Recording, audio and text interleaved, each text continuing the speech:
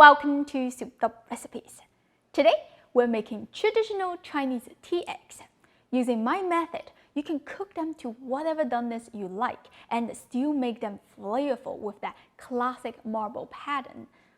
You're gonna love these little eggs because they are the perfect breakfast item, noodle topping, and good to pack into your work lunch as well. Please stick with me until the end because I'm going to show you how to reuse the tea brine as we don't want to waste such a flavorful liquid. So hit the like button and let's get started. Please take the eggs out of the fridge 30 minutes in advance so they can come to the room temperature. I recommend using an appropriate size pot that fits all the eggs without leaving empty space. This recipe is enough to cook 8 to 10 eggs, so you just put the amount that your pot fits the most, and you should not stack one extra egg on the top. Otherwise, you have to add more water in order to immerse everything. Now we're going to add 2 star anise, 4 bay leaves, 2 teaspoons of Sichuan peppercorns, 1 cinnamon stick, and optionally 2 dried red chilies. Cut them open to release the flavor. Here is a trick. If you don't have all these spices on hand, you can use 1.5 teaspoons of 5-spice powder as a replacement. 3 cloves of garlic. No need to peel, just lightly crush them to release the flavor. Continue by adding 6 tablespoons of soy sauce, 2.5 tablespoons of dark soy sauce, 1 tablespoon of brown sugar, and 1 teaspoon of salt. That is a lot of sodium because the brine needs to be saltier than your normal preference. So when it infuses its flavor into the eggs, they'll taste perfect. Pour in 2.5 cups of water. Now we're gonna add the last ingredient, black tea. You can also use Ulong tea. Any brand will work well. This is loose tea. If you are using tea bags, you will need about 5 bags. Put on the lid and turn the heat to medium. Don't go away because you need to start counting the time as soon as the pot comes to a boil. If you miss the moment, you will lose track of doneness. Boil 4 minutes for runny yolk eggs, 7 minutes for medium soft eggs, 10 minutes for hard boiled eggs, and 40 minutes for the traditional Chinese street vendor tea eggs. Why? Because back to the time when there's no refrigerators, the street sellers had to keep the pot simmering the whole day to prevent the eggs from going bad. The result of that is a super flavorful, yummy egg white with a crumbly, powdery egg yolk. Well, it is your choice to decide how long you want to cook your eggs. During the boiling, you can lightly tap each egg to break the shells by using 2 spoons. This is an important step for the flavor to infuse deeply. Please be careful, the eggs are not fully cooked yet. If you tap too hard, you may smash them. Once done, continue to cook them to your desired doneness. Turn off the heat. Transfer the eggs into an ice bath for 2 to 3 minutes to stop the cooking process.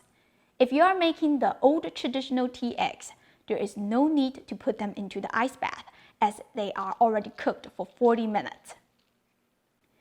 If you are making the runny yolk tea eggs, you also need to cool the tea brine. Just place the pot into the ice water and swirl it around.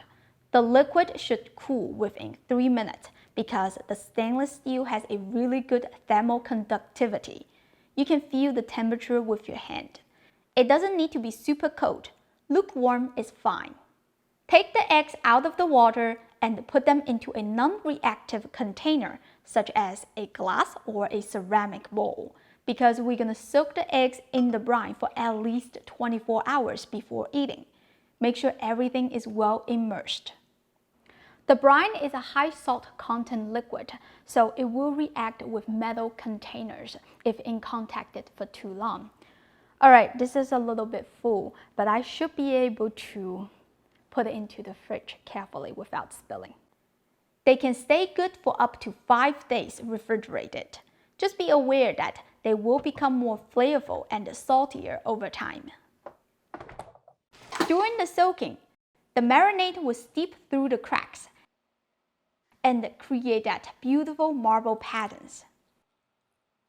I made my eggs in a few different doneness. With 4 minutes of boiling, you will get runny yolk eggs. After 7 minutes, the yolk is almost set, but the center is sticky. If you simmer the egg for 10 minutes, both the white and the yolk will be fully cooked, but the texture is not rubbery or dry.